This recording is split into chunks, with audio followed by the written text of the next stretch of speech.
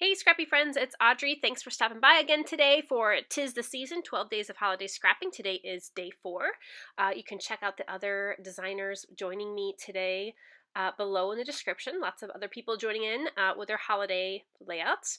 So I'm doing something different again today. I am going to use up the stamp set I have that is called a Build a Wreath stamp set. It is from Prima. I think I got it in a Hip Kit Club kit a couple years ago, and the layout, was it yesterday or the day before, I had just used a tiny leaf stamp, like a branch, and my gosh, I have a ton of holiday stamps that I have never used, so I am going to try to use up a whole bunch of stamps today.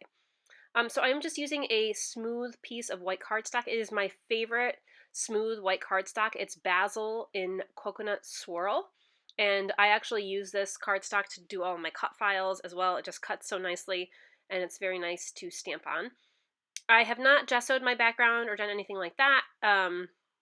So just plain old cardstock. And the inks I'm using are from Alt New, which I got in one of their releases a couple months ago. So these are some newer colors, I think, for them, but they are just really high in pigment, and they just really stamp so nicely. So I don't often do stamping like this on a layout, like hardly ever.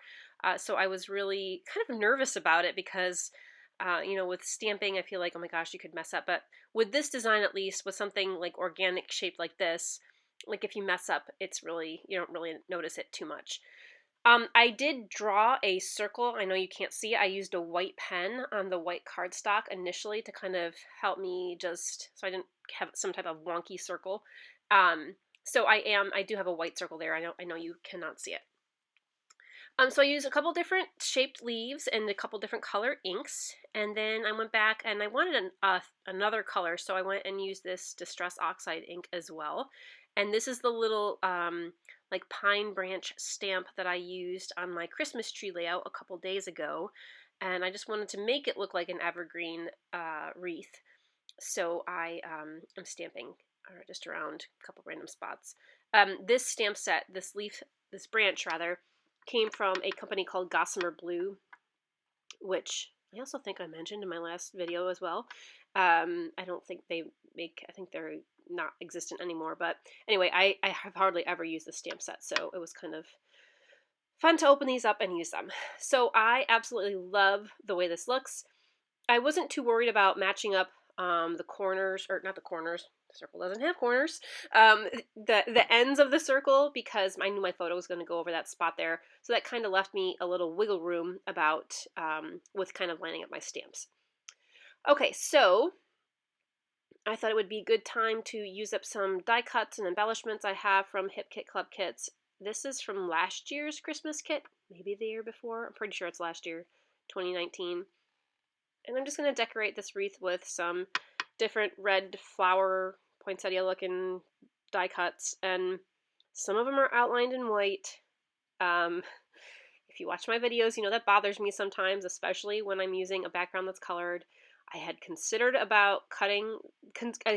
considered cutting the white off of all of these, but I'm just going to leave them, and it's fine because the background, and that's another reason why I left the background white, is so that some of the white on the edges of those would kind of blend in.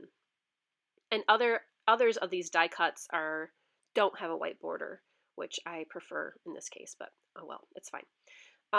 And because some of the bigger die cuts that I used around my photo have other little like pine branches and like berries sticking off in addition to the poinsettias, I added a couple pine branch die cuts to the left as well. And because this photo was of us Christmas morning opening presents, well, not me, but my mom and dad, the Santa and Mrs. Claus, and my kids, and I just love it when I watch my kids give their grandma and grandpa their Christmas gifts they picked out for them. It's one of my favorite things because they get so excited about the gifts that they buy and watching other people open. So it's really, really sweet. So I added in a few other colors. So I have a lot of red and green in the wreath there, and I decided to, just for a little fun, I added in kind of that bluish color. It's like a periwinkle color, and then that orange as well. And I will use, excuse me, little bits of those colors as I decorate the wreath. So I spent some time going through all of my different kits and embellishments, and I really loved that word Christmas, but it was too big and wasn't going to fit in there. And to pick up on some more of that periwinkle color, I think I will use this word fun. Okay, so I felt like I wanted something else around the wreath. I have a lot of white space here. I still do end up with a lot of white space at the end, but just something a little, and I didn't want to do paint splatters because I do a lot of splatters and I wanted them to be more, what's the word I'm looking for? Not as random as splatters. So I took these teeny tiny stamps from another stamp set that came in a kit, which was a crepe paper stamp set. And they're like really tiny stars and kind of like, they're supposed to be like really tiny snowflakes. And I'm using yet another shade of green, this citron green.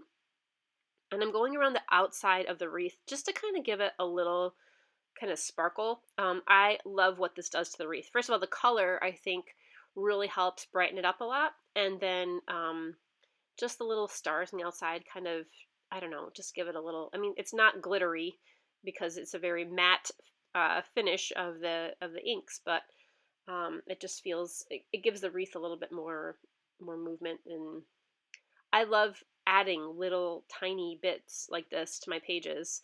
I think the scale of items, like having maybe one big focal point, like here is the wreath, and then like a medium-sized embellishment like the flowers, and then something teeny tiny like these little stars. I did that very similarly with my Christmas tree layout a couple of days ago. I had the big Christmas tree, have some medium-sized snowflakes, and then teeny tiny punch snowflakes. So I do that quite a bit when I'm doing a page. I feel like if you have things that are all the same size in the page, they become kind of lost among each other because it's all very similar and your eye isn't drawn to anything different. So by having different size and shaped items, it can really help be more visually appealing. Okay, so I am popping up some things here, making them a little 3D.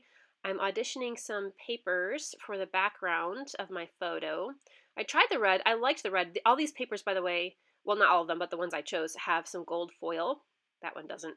That one was a little too busy.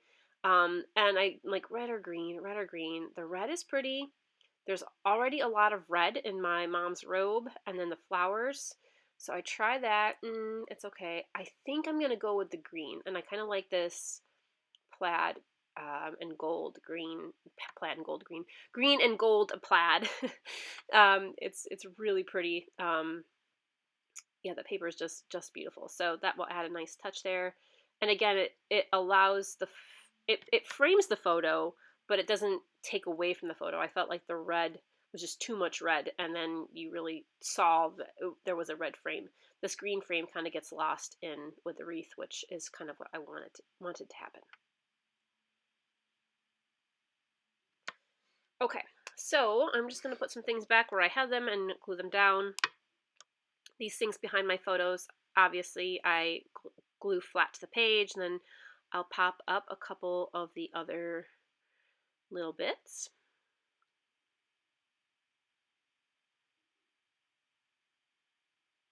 And these are oh, so I want to show you something here with this particular sticker. So this sticker is on top of the orange sticker, the orange present, which has a foam square underneath it, which is on top of the photo, which has the craft foam underneath it. So I did 2 layers of foam underneath the little cluster of presents, if that makes any sense, so that it would be the same height as the orange present.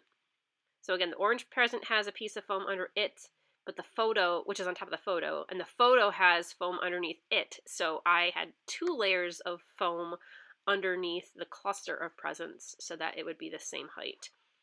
And I kind of show you that. So if you go back and scroll a little bit, you'll see me add in some extra foam there to make that a little bit higher.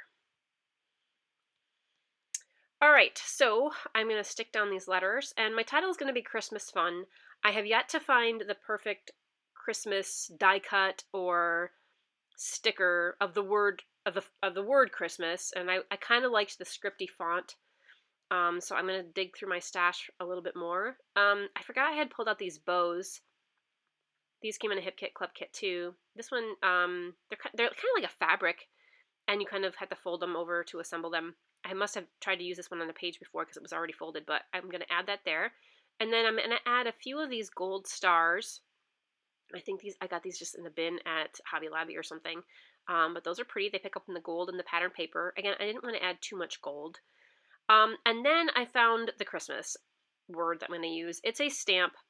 I'm going to position it to see exactly where I want it. Again, I'm very nervous about stamping this because if it like doesn't stamp all the way, or I don't know, it's not clear, but it comes out perfect. And I really think it's the ink, honestly, the ink and the stamp combination. This is a new ink pad, so it really made a difference. So I love how that title came out. Yes, I trim off the barcodes of my pages. I know I don't often show that. Sometimes I just wait to the end. I like to hold on to the strip as I'm working with it so I don't smudge the page as I'm moving it around, so that's why I leave my barcodes on. Anyway, there is the final page with all of the little details. It feels so good to stamp. I don't stamp enough. I don't use my stamps enough. I'm really happy. This page for me was all about the stamping technique. That's what I wanted to do, and that's what I feel like I accomplished. So there it is. Thank you so much for stopping by. Be sure to go check out the other designers' videos today. Virginia, Lori, a couple, what do we have a guest today? I can't remember. They're all linked below. Thank you for stopping by. Stay scrappy. Happy holidays, my friends.